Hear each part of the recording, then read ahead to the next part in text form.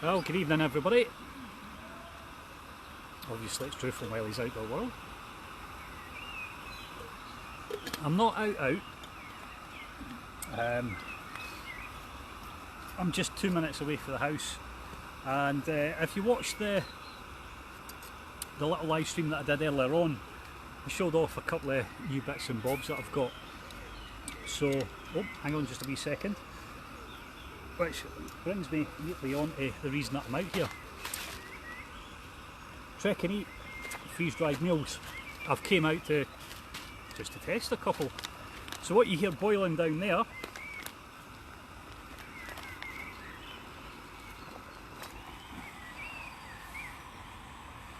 is the Combat UK Cyclone Stove. Oh, really fell out the hammock there. That would have been a belter. Yeah, so Trek and eat. This one's beef stroganoff. Hang on, I'm going to set up just another little bit. That's better. So let's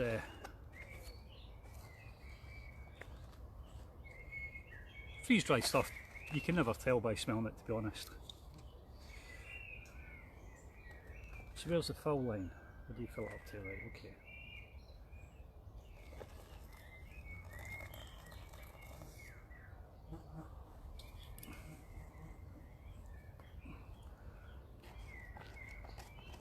Looks alright.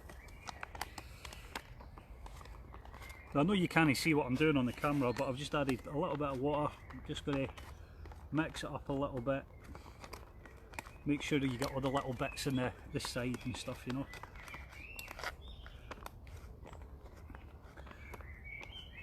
Now, my experience with freeze-dried food, some of them have actually been surprisingly good, while others just frankly awful. So I'm really interested to see how this will turn out.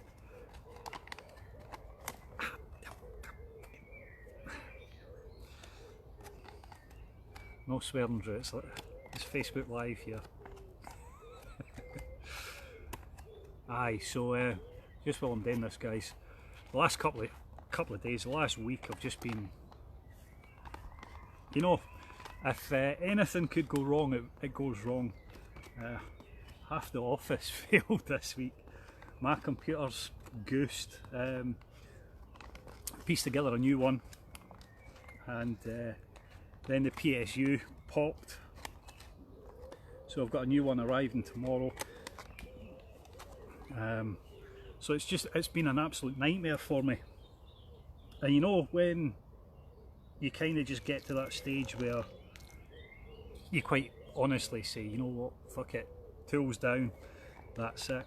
That's what it's been like for me this week. So I just decided that even if it is only for an hour, I might try and squeeze 2 out yet if I can, to be honest. Alright, Stephen. Aye, this is a cracking wee spot down here. Outside of lockdown, if I was, it's close to home, so if I was needing, you know, just a quick and easy place, this is normally where I come. It's a bit, what's the word I'm looking for? Quite a lot of horseflies and stuff down here, so it's not ideal, you know, for a pleasant night's camping, if you know what I mean. But incidentally, that's another thing I'm testing.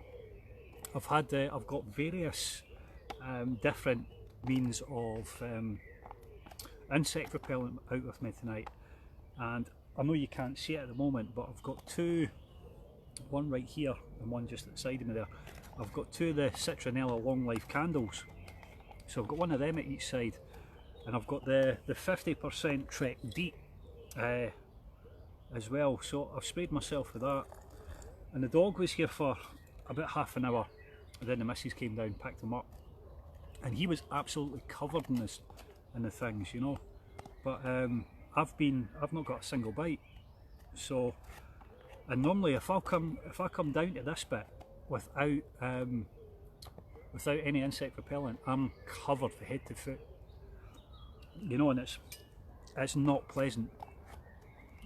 So I'm quite happy to say that it does work, you know, especially the combination of the candles and a good spray of the insect repellent. Nothing's bothered me at all. First we tasted that, I'm not really sure. Tastes a bit salty, to be honest. But then you never know what it's going to be like until you actually just leave it for a wee bit. So yeah, I'm going to leave that there. Alright Stephen, I'm just reading your comments there. Have I tried the ones that run on gas canisters? What's that?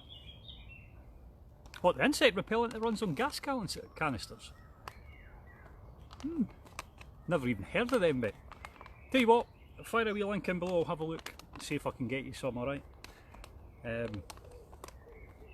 Just try to think. What can I tell you just in the short term while that's getting itself ready? It's been crazy. See, the last 2 weeks it's been absolutely mad.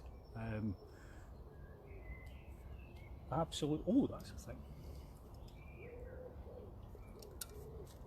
You can't go into the woods with without a little bit of home brew, you know. This is the elderberry, and it just gets better and better. Every time I taste it, it just gets better.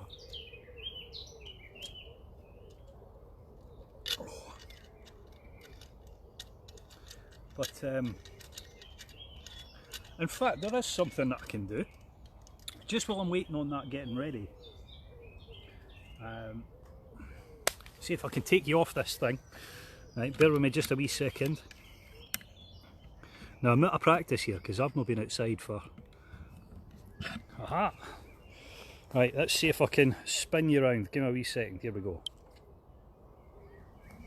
Right. Change the mode on this wee gimbal thingy jiggy.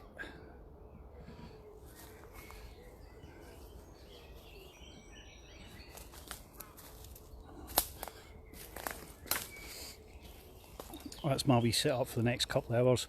I've came up with a couple of different ideas for hanging the under blanket and stuff. So I've got some arm steel there, I've got some loops. I use a little bit of shock cord, which I don't think you'll be able to see in the camera. Hang on, just 2 seconds.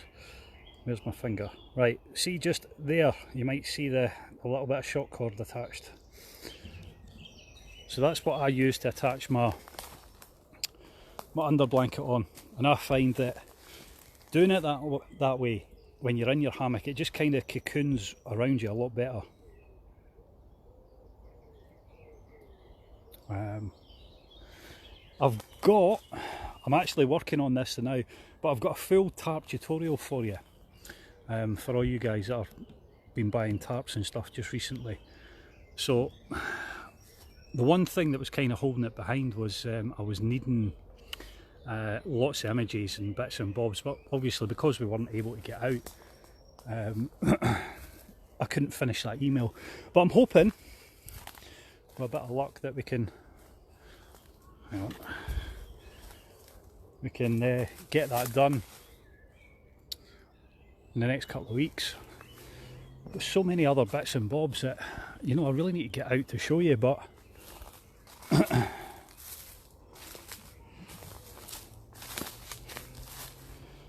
this is pretty much my own, the way I would set things up. You know, every time I go to a new place, it's a little bit different.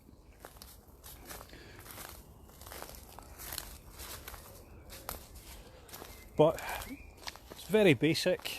I've actually forgot my magic carpet and other bits and bobs today, so it's not, I'm no spending the night anyway. I'm just out to get some food. You know, just get a wee bit of tree time, because quite honestly I've felt like my head's going to break in the last couple of days. So there you go. See if this Stroganoff is ready yet. In fact, look, there's those candles. There's one down there, another one over there.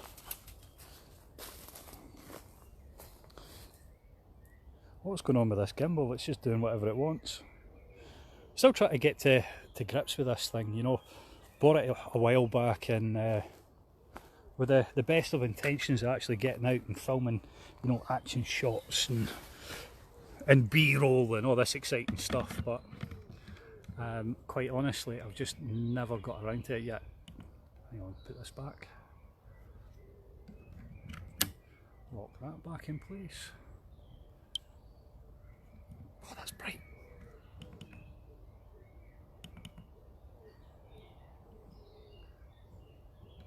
Yeah, so, right, back to the task in hand,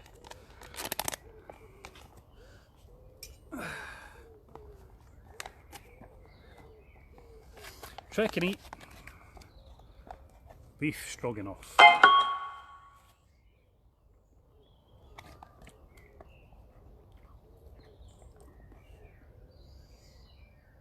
It's actually not bad.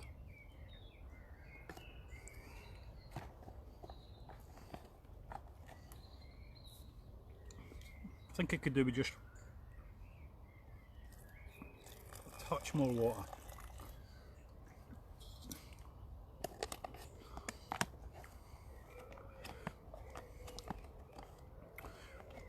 I think it does still taste just a little bit too salty for my liking, but then that's a subjective thing. But flavour wise,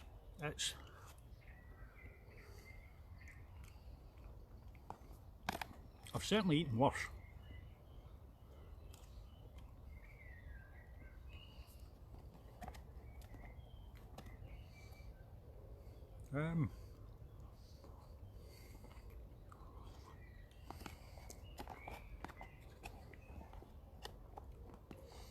Once it's rehydrated,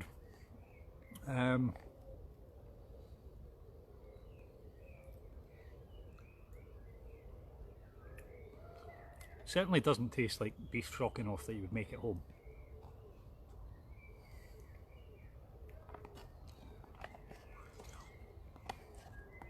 But it's not unpleasant, and you can see quite a lot of beef through it as well. See if I can show you on the camera.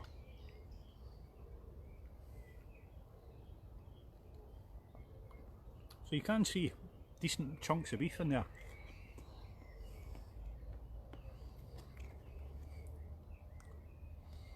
Would I buy it again? I probably would, to be fair.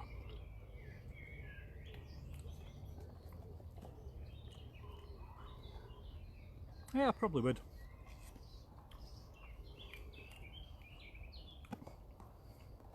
I've got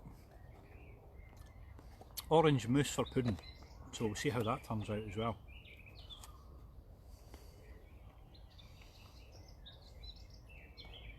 Yeah, not bad.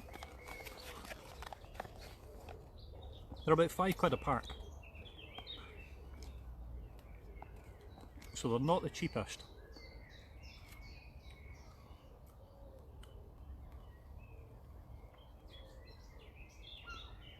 But certainly tasty. They are quite filling as well, to be honest. Yeah, so there you go guys, that's my first impressions of the Trek and Eat beef stroganoff. Thanks very much for watching, and I'll see you later. Cheerio.